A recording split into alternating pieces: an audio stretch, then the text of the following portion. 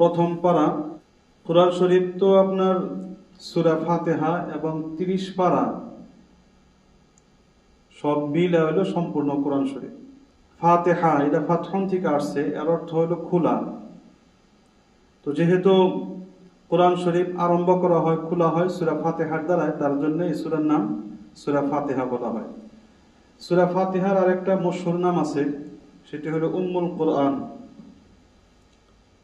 বা উম্মুল কিতাব। এর অর্থ হলো সমস্ত কোরআন শরীফের সারাংশ। সমস্ত কোরআন শরীফে যা আছে সূরা ফাতিহার মধ্যেও তা রয়েছে। যেমন ভাবে সমস্ত কোরআন শরীফে বিশেষ করে 6টা বিষয়বস্তুর উপরে গুরুত্ব দেওয়া হয়েছে। তার মধ্যে একটা হলো তাওহীদ, আল্লাহর একত্ববাদ, আলহামদুলিল্লাহি রাব্বিল আলামিন আর রহমানির রহিম, আল্লাহ তাআলার সমস্ত প্রশংসা যিনি সমস্ত জাহানকে সৃষ্টি করেছে, লালন পালনকারী এবং দয়াবান ও মেহেরবান।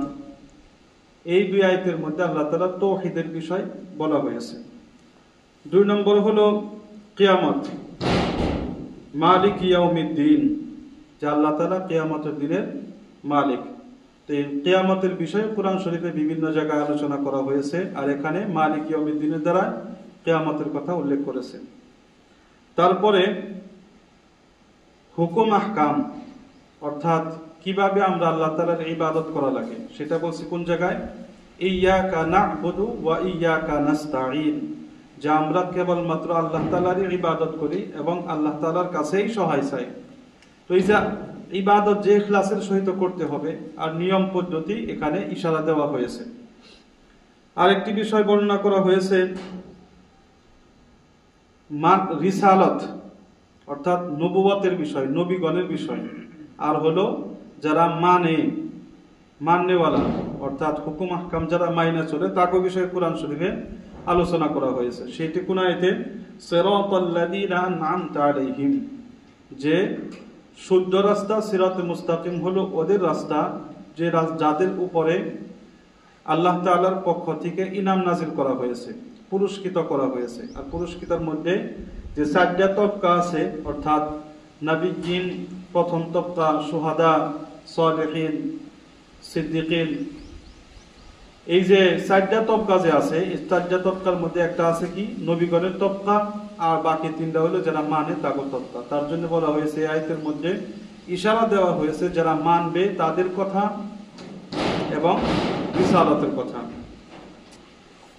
6 নম্বর হলো যারা মানবে না তাদের কথা বলা হয়েছে গায়রিল মাগদুবি আলাইহিম ওয়ালাদ-দাল্লিন, যে ওদের রাস্তা নয় শুদ্ধ, হে আল্লাহ আমাদেরকে চালাও কোন রাস্তায়, যাদেরকে তুমি তোমার পক্ষ থেকে পুরস্কৃত করেছো, কিন্তু ওদের রাস্তা নয় যাদেরকে তুমি গজব দিয়েছো এবং যারা গুমরাহ।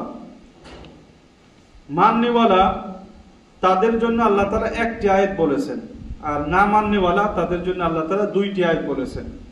এর অর্থ হলো মাগযুব আর জল, 2 ধরনের কথা বলা হয়েছে। মাগযুব মানে যারা জানছে জাইনাও মানে না, জিদের জন্য, তাকাব্বুরের জন্য। আর একটা হলো লা ইলমি, অজ্ঞাতর জন্য, জানে না তার জন্য মানে না, তারা হলো কি জল। এখানে উদাহরণ দেওয়া আছে যে যারা জাইনাও মানে না তারা হলো ইহুদি যেমন ভাবে, আর যারা না জাইনা না মানে তারা হলো নাসারা। কিন্তু তাফসীরে বাইদাবির মধ্যে উল্লেখিত আছে যদি এই উম্মতের মধ্যেও যারা জাইনাও জিদের জন্য খালি আল্লাহর সত্য, মানে ইসলামের সত্যগুলা মানতেছে না বা ইসলামের কিছুগুলা কাম করতেছে না, জানার পরেও জিদের জন্য, হাসাদের জন্য, তাকাব্বুরের জন্য, তাগো এই মাগযুব হবে, অর্থাৎ তাগো উপরে আল্লাহর পক্ষ থেকে গজব। আর যারা না জানে, জানার চেষ্টা করে না, না জানেই রয়েছে আর তারা পথভ্রষ্ট, তাদের কথাও বলা হয়েছে দুপক্ষে কি মানে গুমরাহি, অর্থাৎ দুপক্ষে জাহান্নামের রাস্তা। তো আমরা প্রথমে দোয়া করলাম যে আল্লাহ আমাকে চলাও ওদের রাস্তায় যাদের উপরে তোমার পক্ষ থেকে পুরস্কৃত করা হয়েছে, চলায়ও না অগ রাস্তায় যাগো তুমি কি করছো, গজব দিয়েছে এবং যারা গুমরাহ, এই কথা বলা হয়েছে। এখন আসুন সূরাতুল বাকারা। বাকারা শব্দের অর্থ হলো গাই। সূরা বাকারার মধ্যে একটা জায়গা আসছে যেখানে গায়ে সম্পর্কীয় একটা বিশেষ গুরুত্বপূর্ণ ঘটনা বলা হয়েছে, তার জন্য এই সূরার নাম বাকারা রাখা হয়েছে। সূরা বাকারার প্রথমে আলিফ লাম মিম দিয়ে শুরু করা হয়েছে। এগুলাকে হরফে মুকাত্তাআত বলা হয়, অর্থাৎ একটা একটা পড়ন লাগে। আলিফ একবার পড়লাম, লাম একটা পড়লাম, মিম একটা পড়লাম। এই কয়েকটার অর্থ আল্লাহ ব্যতীত আর কেউ জানে না।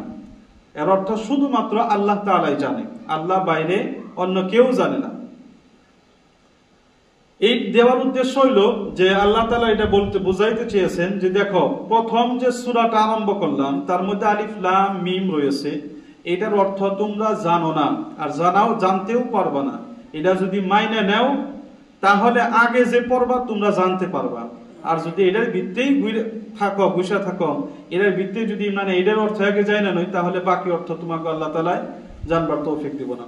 আল্লাহ তাআলা আমাদের সবাইকে আল্লাহ তাআলার কুদরত কোরআন শরীফ সহি বুঝার তৌফিক দান করুন, আমিন। তারপরে বলা হয়েছে ঈমানদার যারা, মুত্তাকি যারা, তাদের কিছুগুলা বৈশিষ্ট্য তুলে ধরা হয়েছে।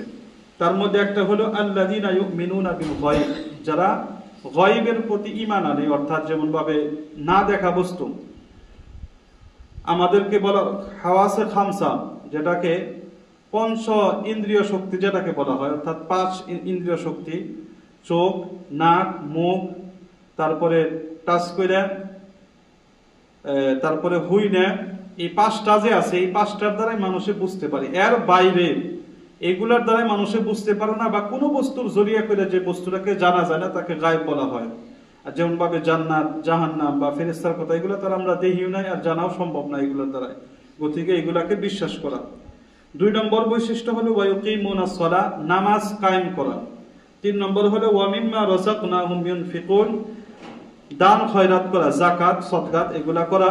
তারপরে বলা হয়েছে কোরআন শরীফকে মানতে হবে এবং অন্যান্য আসমানি কিতাব যেগুলো আছে সেগুলাকেও আমাদের মানতে হবে। আখিরাতকে দৃঢ় বিশ্বাস অন্তরে দিয়া মানে খুব ভালোভাবে আমাদের আখিরাতকেও মানতে হবে।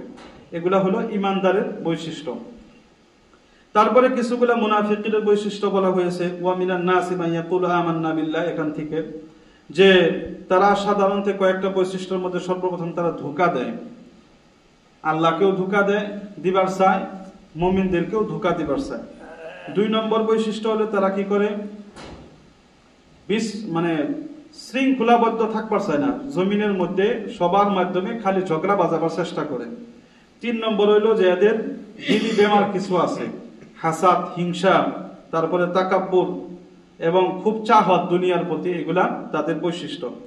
তারপরে আল্লাহ তাআলার যে হুকুম আহকাম আছে এবং মুমিন যারা তাকে কি করে, মজাক করে, মানে ঠাট্টা করে। এগুলা কয়েকটা বিষয় আমাদের মধ্যে কিন্তু এরকম অনেক আছে যারা হয়তো একজন নামাজি তারা ঠাট্টা করে, একজন আলিম হইছে তারও ঠাট্টা করে, যে কি করবো হে আলিম, এরকম ঠাট্টা স্বরূপে কথা বলে। এটা মুনাফিকদের একটি বৈশিষ্ট্য, সিফত, কয়েকটা বৈশিষ্ট্য বলা হলো। তারপরে বলা হয়েছে হযরত আদম আলাইহিস সালামকে আল্লাহ তাআলা জমিনের খলিফা বানিয়েছেন। ওয়াইদ ক্বালা রাব্বুকা লিল মালাইকাতি ইন্নী জাইলুন ফিল আরদি খলিফা, আল্লাহ তাআলা সর্বপ্রথম যাকে দুনিয়াতে নিজের খলিফা, নায়েব বানিয়ে প্রেরণ করেছেন তিনি হলেন হযরত আদম আলাইহিস সালাম। তারপরে কিছু পরে বনি ইসরাইল সম্প্রদায়, অর্থাৎ হযরত ইসহাক আলাইহিস সালাতু ওয়াস সালাম যে নবী ছিলেন, উনি এবং উনার বংশধর, যেটা তাদের কথা বলা হয়েছে যে তাদেরকে আল্লাহ তাআলা কি কি নিয়ামত দিয়েছে এবং তারা কি করে সেই নিয়ামতগুলো আল্লাহ তাআলা জিকির করেছেন, উল্লেখ করেছেন, কিন্তু তারা সেই নিয়ামতের নাশুকরি করছে, ওয়াদা খিলাফি করছে, এগুলো আলোচনা। যেমন ভাবে বানি ইসরাইলের মধ্যে আল্লাহ তাআলা হযরত ইসহাকের থেকে শুরু কইরা হুজুর আকরাম সাল্লাল্লাহু আলাইহি সাল্লাম পর্যন্ত যত অনেক নবীগণ আসছে, মুসা, ঈসা, আপনার দাউদ আলাইহিস সালাম, মুসা, ঈসা, দাউদ আলাইহিস সালাম, আর অন্যান্য বিভিন্ন ইউসুফ আলাইহিস সালাম, অন্যান্য আরো ঈসা, আরো অনেক নবীগণ তারা বনি ইসরাইলের মধ্যে আসছে। তারপরে বনি ইসরাইলকে আরেকটা আল্লাহ তাআলা নিয়ামত দিয়েছিল, তাদের জিন্দেগিটা খুশহাল বানাইছিল, অর্থাৎ তারা খুব আরামে আয়েশে নিজের জিন্দেগি চালাইতো। 3 নম্বর হইলো তাদেরকে মুসা আলাইহিস সালামের জামানায় তারা হয়তো ফিরআউনের গোলাম ছিল, সেখান থেকে আল্লাহ তাআলা তাদেরকে নাজাত দিয়েছে। নাজাত দিয়া ওয়াদিয়ে সিনা নামক এক জায়গার মধ্যে তাদেরকে জায়গা দিয়েছে। জায়গা দেওয়ার পরে সেখানে আল্লাহ তাআলা মান ওয়া সালওয়া নামক খাদ্যের ব্যবস্থা করেছে। সেগুলো তাদের পাকানোর প্রয়োজন নাই, খালি গাছের মতন থাকছে, ওখান থেকে ছিঁড়ে বাস তো চড়াইয়ের মতো থাকছে, ওখান থেকে খাইছে ভুনা গোশত, মানে মন পছন্দ আর কি, মান ওয়া সালওয়া দুইটা। তারপরে তাদের ছায়ার জন্য আল্লাহ তাআলা বাদলের ব্যবস্থা করছিল, যে খালি এক জায়গায় যদি থাকে তাহলে আল্লাহ তাআলা কি করলেন, গাছ টাছ নাই, আল্লাহ বাদলের ব্যবস্থা করে তাকে ছায়ার ব্যবস্থা করলো। তারপরে তাকে পানির ব্যবস্থার জন্য আল্লাহ তাআলা পাথরের ভিতর থেকে তাদের জন্য পানির ব্যবস্থাও করে দিল। এই নিয়ামত গুলা বনী ইসরাঈলদেরকে দিয়েছে, সেই কথা কোরআন শরীফে উল্লেখ করেছেন। কিন্তু এরা সত্যকে গোপন করেছে, সবাইকে প্রকাশ করে নাই যে এইগুলা নিয়ামত আল্লাহ তাআলা তাদেরকে দিয়েছে। এবং রাসূল আকরাম সাল্লাল্লাহু আলাইহি সাল্লামের নবী হওয়াটা এটাও তারা ইনকার করেছে। এবং মুসা আলাইহিস সালামের জামানায় তারা বাছরা মানে গায়ের বাচ্চার মতো তার কি করেছে, ইবাদতের পূজার মধ্যে লিপ্ত হয়েছে। এবং আম্বিয়া আলাইহিস সালাম যারা আছে তাদের না হক কতল করেছে, ওয়াদা খিলাফি করেছে। আল্লাহ তাআলার যে কালাম তৌরাত, ওইটার মধ্যে শব্দগত হিসাবে পরিবর্তন করেছে এবং অর্থ হিসাবে পরিবর্তন করেছে। কুরআন শরীফের মধ্যে যেরকম শব্দ তো কেউ পরিবর্তন করতে পারবো না, অর্থও পরিবর্তন করতে পারবো না, কিন্তু আম হিসাবে অনেক অর্থ বর্তমান প্রচলিত আছে যা আসলে কোরআন শরীফের অর্থ না, কিন্তু মানুষে ভুল বুঝাইতেছে, মানুষের অর্থ বদলাইতেছে আর কি। তো ওরা কি করছে, ওরা ইহুদিরা অর্থও বদলাইছে, শব্দ ডাইরেক্ট বদলাই দিছে, বদলাই এনে কইছে এটাই আল্লাহর পক্ষ থেকে। তারপরে তাদের মধ্যে বুগস এবং হাসাদের তো বেমারি ছিলই, আর দুনিয়ার মধ্যে অনেক তারা মহব্বতের মধ্যে লিপ্ত ছিল আর কি। আর আল্লাহ তাআলার মুকররব ফেরেশতা যারা আছে, জিবরাইল মিকাইল, এদের তারা দুশমন ছিল, মানে এদের গালাগালি পারতো খালি।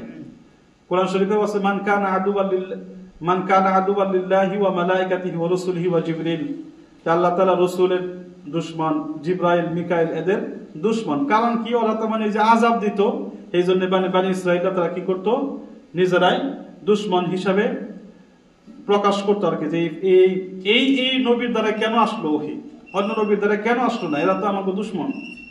আর ওরা একটা দাওয়া করতো কি, যে وقالوا لا يدخل الجنه الا من كان هودا او نصارى, ইহুদি বা নাসারা হইলেই, খ্রিস্টান নাই বা ইহুদি হইলেই তারাই জান্নাতে যায় হবে, এই কথা দাবি করতো। আসলে তো তারা খারাপই করছে, কিন্তু দাবি এটা করছে যে যারা ইহুদি যারা নাসারা তারাই শুধুমাত্র জান্নাতে যাইতে পারবে। এখানে ওই যে গায়ের কথা বলছিলাম, যে এখানে সেই ঘটনা এখন আসছে। ঘটনাটা কি, যে হযরত মুসা আলাইহিস সালামকে ওয়াইদ ক্বালা মুসা লিকওমিহি ইন্নাল্লাহা ইয়া'মুরুকুম আন তাযবাহু বাকরা, মুসা আলাইহিস সালামকে একবার বনী ইসরাঈলের তার উম্মতরা জিজ্ঞাসা করলো যে অমুকে মারা গেছে। লম্বা ঘটনা, শর্টকাটে যেহেতু আমরা সারাংশ শুনতেছি, এই কেরা মারছে এটা জানার লাগে, মারনেওয়ালা কেরা, কাতিল কেরা এটা জানা লাগে। তো আল্লাহ তাআলার পক্ষ থেকে হুকুম আসলো, তোমরা এক কাম করো, একটা গাই জবাই করো, গাই জবাই করে তার গোশত যদি মৃত ব্যক্তির মুখের মধ্যে মাইরা দাও তাহলে সে বলবো কাতিল কেরা। এটা তারা হয়তো কয়েকটা উদ্দেশ্য আছে, একটা হইলো তো প্রথমে কাতিল কেরা এটা চিনাক্ত করা, 2 নম্বরে বনী ইসরাঈলের মধ্যে 2-4 জন ব্যক্তি আছিল, তারা তার মানে মৃত্যুর পরে যে জীবিত হওয়া এটা বিশ্বাস করে নাই। তো আল্লাহ তাআলা প্রমাণ করে দিল, দেহ কয়েকটা বস্তুদের প্রমাণ করে দিল আর কি, যে মৃত ব্যক্তির ডাইরেক্ট সামনে আল্লাহ তো ডাইরেক্টই কয়ে দেখাতো যে না অমুকে কাতিল, তা না কয়ে কি করলো, মৃত ব্যক্তিকে জীবিত করে দেখাই দিয়ে না যে আল্লাহ তাআলা মৃত ব্যক্তিকে জীবিত করতে পারে, এটা যদি তারা মনে করে নেয়। তারপরে আবাক বাইরে আরেকটা হারুত মারুতের ঘটনা আছে। হারুত মারুত আমরা হয়তো নাম শুনছি কি জানি, 2 জন ফেরেশতা ছিল,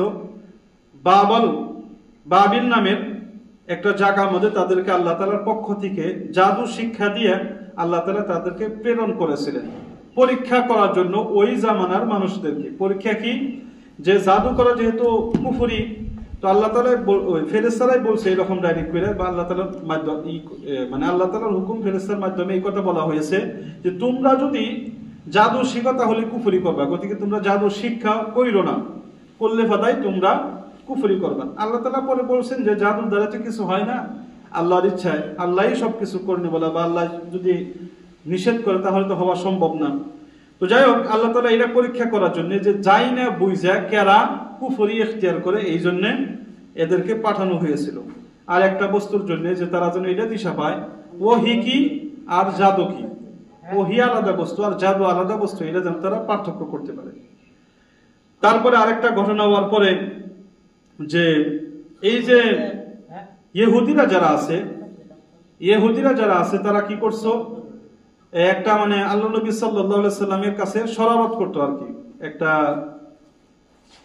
সম্বোধন করতো খারাপ বস্তু দিয়ে। যেমন ভাবে আরবি একটা শব্দ আছে রাইনা, তো রাইনা মানে হলো যে কাউকে যদি বলা হয় রাইনা, তাহলে আমার দিকে অল্প খেয়াল করুন, রিয়ায়ত করুন। কিন্তু ওরা করতো রাসূল আকরাম সাল্লাল্লাহু আলাইহি সাল্লামের বিষয় রাইনা, টাইনা বলতো অল্প ইয়াটা আইনটা, রাইনা টাইনা বললে অর্থ পার্থক্য হয়ে যায় যে হে ওই যে ছাগল রাখনেওয়ালা, হে ছাগল রাখনেওয়ালা, এদিকে খেয়াল করুন। তো রাইনা টানলে ফাদাই ছাগল রাখনেওয়ালা ওই জায়গা, আর রাইনা কইলে ফাদাই রিয়ায়ত করনেওয়ালা হয়। তো ইহুদিরা রাসূল সাল্লাল্লাহু আলাইহি ওয়াসাল্লামের কাছে আসলে ফাদাই রাইনা আইন টাইনা কইতো।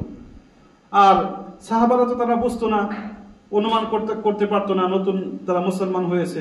আর ইহুদিরা কি করতো, এটা কয়ে কয়ে খুশি হইতো। তা আল্লাহর পক্ষ থেকে এলান হলো না, নবীকে এইভাবে সম্বোধন করা যাবে না। সাহাবাদের কেউ বললো যে না, তোমরা রাইনার মধ্যে যেহেতু আছে, টাইনা বললে বাদাই সমস্যা আছে, গতিকে এই শব্দটাই বাদ দাও। এই শব্দের মধ্যে নবীর কি আছে, বেয়াদবি রয়েছে। তোমরা কি করো, উনজুরনা কও, ইয়া আইয়ুহাল্লাযীনা আমানু লা তাকুলু রাইনা ওয়া কুলু যুরনা ওয়াসমাউ। উনজুরনা তার মানে আমাদের দিকে কি করেন, নজর, শফকাতের নজর আমাদের দিকে একটু খেয়াল করেন। তো আল্লাহ তাআলা সামান্য কিছু বেয়াদবির সন্দেহ আছে যে বেয়াদবি হইতে পারে রাসূলের, আল্লাহ তাআলা সেটার থেকেও নিষেধ করলেন। তারপরে কামিয়াবি আসলে আল্লাহ তাআলার অনুগত্য করা, চাহে যখন যেটা বলে। কোন সময় আল্লাহ তাআলা বলতে পারে যে তুমি এটা করো, আবার কোন সময় বলতে পারে যে তুমি এটা কইরো না। তো যাই হোক, মূল আনুগত্য হলো, ইবাদত হলো আল্লাহ তাআলার কথা অনুসরণ করা। এখানে একটা উদাহরণ আছে যে ইহুদিরা তারা বাইতুল মাকদিস যে আছে তার দিকে হয়তো কিবলা করতো, আর কুফার মুশরিকিন যারা, তারা মক্কা যারা, তারা এই বাইতুল্লাহ অর্থাৎ কাবা শরীফকে কি করতো, নিজের কিবলা মানতো আর কি। তো রাসূল আকরাম সাল্লাল্লাহু আলাইহি ওয়াসাল্লাম যখন প্রথম অবস্থায় বাইতুল্লাহর দিকে হয়ে নামাজ পড়ছে, কিন্তু একটা সময় কিছুদিনের জন্য বাইতুল মাকদিসের দিকেও রুখ করে নামাজ পড়েছে। তো ইহুদিরা বলতো এটা কেমন নবী হইলো, একবার এই দিকে একবার ওদিকে, বা যারা মইরা গেছে গা বাইতুল্লাহর দিকে রুখ করে, তারা বান কোন জায়গায় যাবে, এরকম নানান কথা ছড়াইতো আর কি। তো আল্লাহর পক্ষ থেকে এটা আসলো যে ওয়ালিল্লাহিল মাশরিক ওয়াল মাগরিব, এই দিকে ওই দিকে, মাশরিক মাগরিব যে দিকেই হোক সব তো আল্লাহর জন্যই। তো যে দিকে কইরাই তোমরা নামাজ পড়ো, অর্থাৎ যেদিকে আল্লাহর হুকুম হয়, যেদিকেই তুমি আল্লাহর হুকুম অনুযায়ী নামাজ পড়বা, সেই দিকেই আল্লাহ তাআলাকে পাবা, অর্থাৎ তোমার নামাজ কবুল হয়ে যাবে। তারপরে লাস্টের দিক দিয়ে আল্লাহ তাআলা হযরত ইব্রাহিম আলাইহিস সালামের ফজিলত এবং মুহাম্মদ সাল্লাল্লাহু আলাইহি সাল্লামের শরীয়তের ইত্তেবা করার কথা বলছে।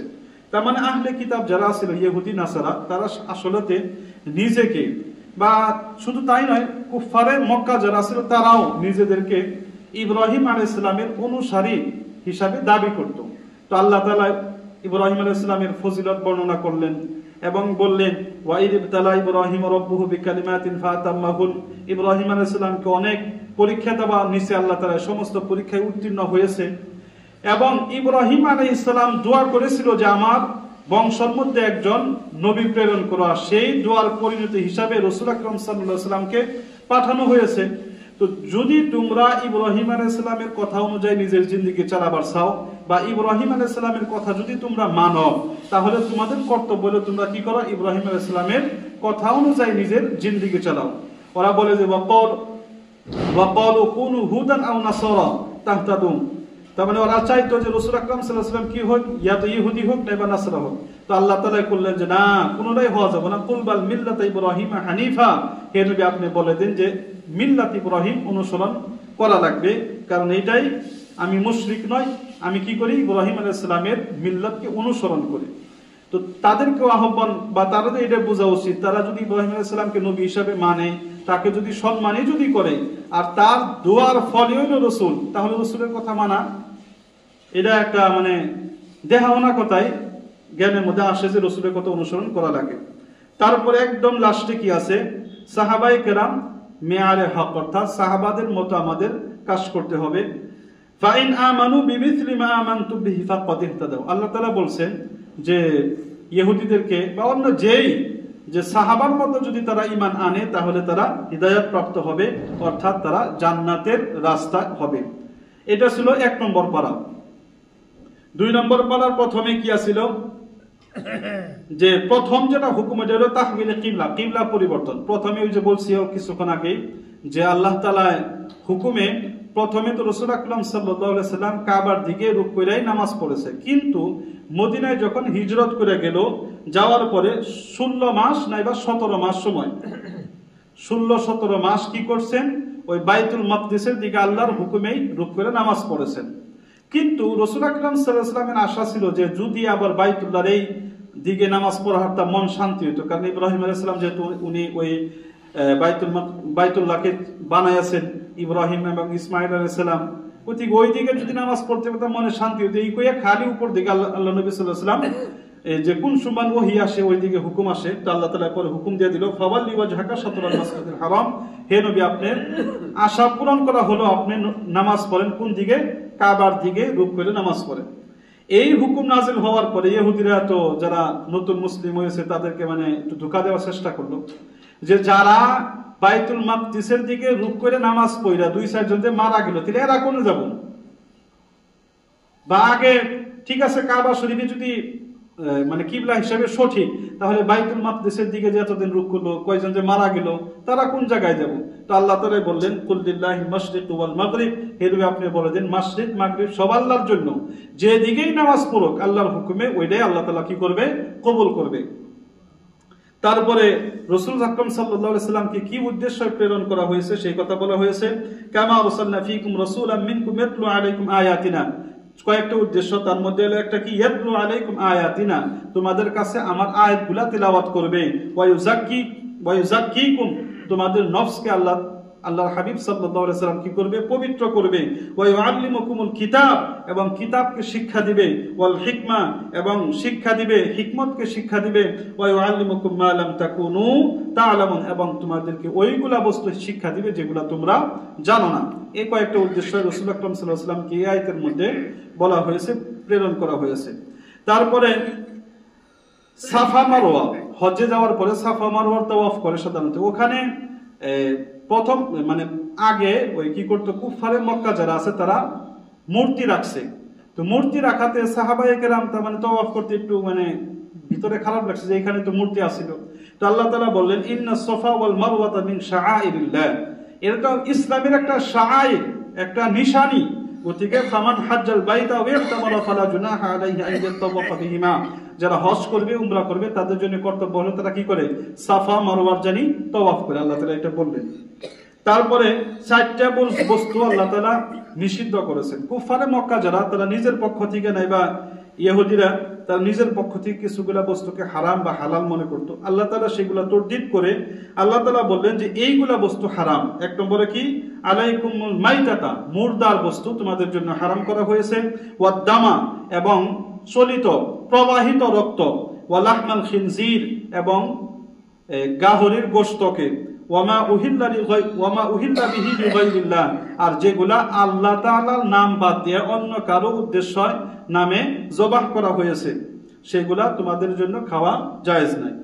তারপর আরেকটা কথা হুকুম যে কিসাস, আল্লাহ তাআলার একটা সংবিধান আছে কিসাস লওয়া, অর্থাৎ কাউকে যদি কেউ মৃত্যু মারে কতল করে তাহলে তার পরিবর্তে তাকে কতল করা, হাত কাটলে তার পরিবর্তে তার হাত কাটা।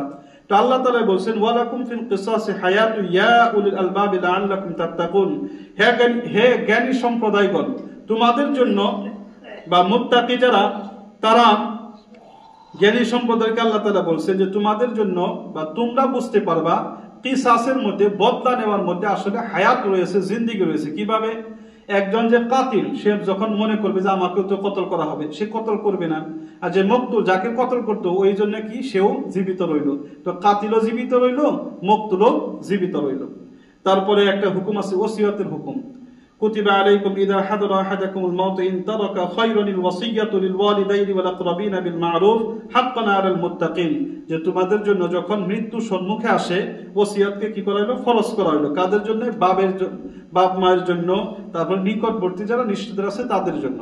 তার মানে পূর্বের সময়, মানে ইসলামের প্রথম আরম্ভনিক সময় মৃত্যুর সময় ওসিয়ত করা ফরজ ছিল, যে মেয়েকে কত দিব, ছেলেকে কত দিব, বাপকে কত দিব, ভাইকে কি দিব, এগুলা সব ওসিয়ত করা ছিল, ফরজ ছিল। কিন্তু পরবর্তী যখন সূরা নিসার আয়াত অবতীর্ণ হয়েছে, ওখানে উল্লেখ করা আছে ছেলে মেয়ে বাপ মা ও নিজের পরিবার কাকে কতখানি দিব, সেগুলা হিস্সা অংশ আল্লাহ তাআলার পক্ষ থেকে নির্ধারিত করা হয়েছে। এখন আর নিজের পক্ষ থেকে দিলে চলবে না, যেভাবে আমরা দিয়ে থাকি সাধারণত, যে মেয়েরা দেওয়া অন থেকে এক কানি দিয়ে দিলাম বা এক পদে দিলাম বা বউরে একটুকে দিয়ে দিলাম, শেষ। না না, আল্লাহর পক্ষ থেকে নির্ধারিত করা আছে, সেই নির্ধারিত অনুযায়ী আমাদের অংশ দিতে হবে। হ্যাঁ, এটার মধ্যে ফরজিয়তটা যেহেতু বাতিল হয়ে গিয়েছে, এখন মনসুখ হয়ে গিয়েছে।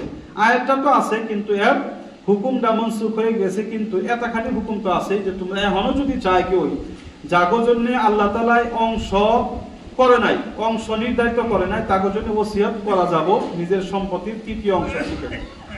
তারপরে একটা আয়াত আছে রোজার ফজিলত সম্পর্কে, ইয়া আইয়ুহাল্লাযীনা আমানু কুতিবা আলাইকুমুস সিয়াম কামা কুতিবা আলাল্লাযীনা মিন ক্বাবলিকুম লাআল্লাকুম তাত্তাকুন, যে হে রোজা এমন একটা ফরজ, এটা তো ইসলামের 5টা স্তম্ভের মধ্যে থেকে একটা স্তম্ভ, প্রথম বুনিয়াদি বস্তু। তারপরে হলো এর ফজিলত যে শুধুমাত্র রোজা তোমাদের জন্য ফরজ এরকম না, পূর্বের উম্মতগুলোর উপরে রোজা ফরজ ছিল। ফজিলত কি, যে রোজা যদি তোমরা রাখতে পারো লাআল্লাকুম তাত্তাকুন, তাহলে তোমরা মুত্তাকি হতে পারবা। তারপরে এই রমজান মাসের ফজিলত, শাহরু রমাদানাল্লাযী উনজিলা ফীহিল কুরআন হুদাল লিন-নাস ওয়া বাইয়িনাতিন মিনাল হুদা ওয়াল ফুরকান। রমজান মাসে তো রোজার জন্য ফজিলত আছেই, তারপর আরেকটা ফজিলত আছে যে এই মাসে আল্লাহ তাআলা কি করছেন, কোরআন শরীফকে অবতীর্ণ করেছেন। তারপরে আল্লাহ তাআলার দয়ার কথা বলা হয়েছে, ওয়া ইযা সাআলাকা ইবাদি আন্নী ফাইন্নী করিব উজিবু দাওয়াতাদ দাঈ ইযা দাআন ফালইস্তাজিবু লি ওয়া লিউমিনু বি লাআল্লাহুম ইয়ারশুদুন।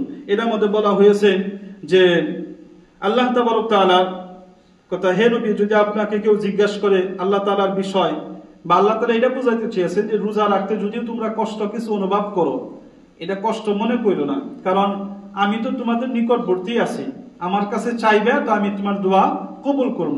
এই আয়াতের মধ্যে ইশারা পাওয়া যায় যে রোজার লাস্টে যদি কেউ মানে আল্লাহর কাছে দোয়া করে, যেমন ইফতারের সময় হাদিসের মধ্যেও আসছে, দোয়া করলে সেই দোয়া আল্লাহ তাআলা কি করেন, কবুল করেন। তারপরে এই আয়াতের লাস্টের দিক দিয়ে আল্লাহ তাআলা ইতিকাফের বয়ান বলেছেন, ওয়া আনতুম আকিফুনা ফিল মাসাজিদ তিলকা হুদুদুল্লাহি ফালা তাকরাবুহা, যে রমজানের লাস্টে আমাদের কি করা লাগে, ইতিকাফও করা লাগে।